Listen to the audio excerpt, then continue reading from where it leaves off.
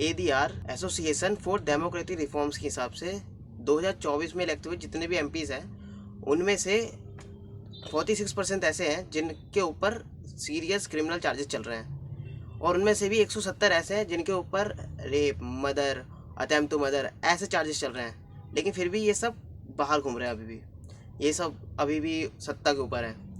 इनमें से कई सारे तो ऐसे हैं जिनके ऊपर ये इल्ज़ाम साबित हो गए हैं, ये लोग गिल्टी प्रूफ हुए हैं, फिर भी ये अभी भी बाहर घूम रहे हैं। ये एक छोटा सा मुद्दा है जिसको चाहे तो सॉल्व किया जा सकता है अगर सरकारें क्रिमिनल्स को टिकट ना दे और लोग क्रिमिनल्स को वोट ना दे।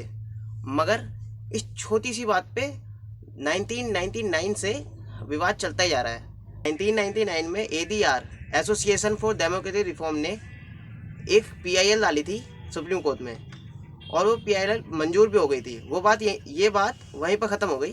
बस हुआ क्या कि जितने भी पॉलिटिशियंस हैं और जितनी भी पार्टीज़ हैं वो ऐसे तो किसी मुद्दे सामने नहीं आती और इस बार ये सब एक साथ मिलकर इस पीआईएल के अगेंस्ट में खड़ी हो गई और उस टाइम से लेके आज तक ये विवाद कायम है।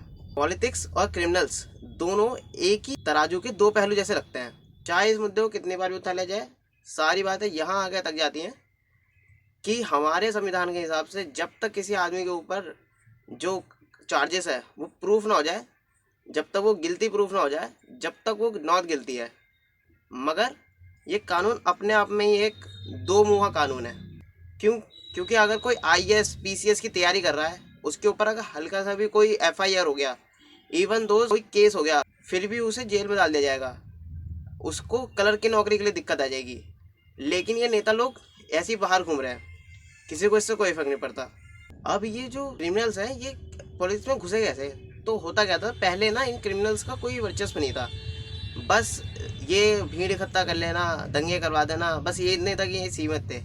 लेकिन धीरे धीरे इन लोगों को पता चलने लगा कि पॉलिटिशियन का तो कोई काम ही नहीं है, असल काम तो हम कर रहे हैं। तो इन्होंने सोचा क्यों ना हम पॉलिटिक्स में घुस जाएं।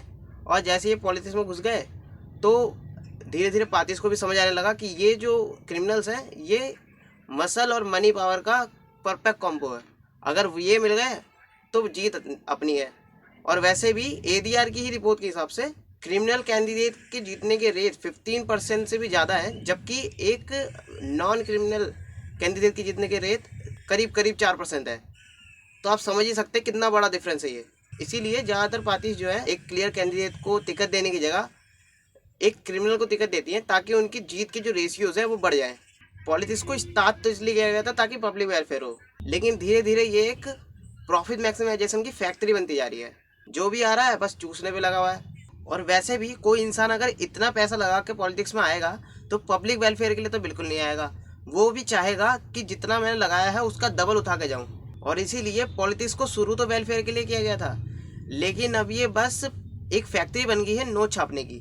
जो भी इसमें आ रहा है वो दबा के पैसे कमा रहा है और जो पब्लिक है वो धीरे धीरे गरीब होती जा रही है, धीरे धीरे डूबती जा रही है। अब इस चीज़ को बड़े आराम से ख़त्म करा सकता है, बस लोग ये ध्यान दें कि वो क्रिमिनल्स को वोट ना दे।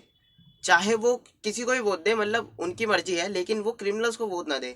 लेकिन हमारे पास इतना टाइम ही कहाँ, हम लोग तो बस जाते हैं, हमें थोड़े बहुत धर्म से जुड़े मुद्दे मिल जाते हैं, बस हम वहीं खुश हो जाते हैं। असली मुद्दों को छोड़कर सिर्फ इनके बहकावे में आकर हमें कोई फ़ायदा होने वाला है। हमें असल में देखना पड़ेगा कि कौन काम के लायक है और कौन नहीं है। पॉलिटिशियन को लोगों के लिए काम करना चाहिए, लेकिन यहाँ पर लोग पॉलिटिशियन काम कर रहे हैं और पैसे सारे पॉलिटिशियन उठा के ले जा रहे हैं।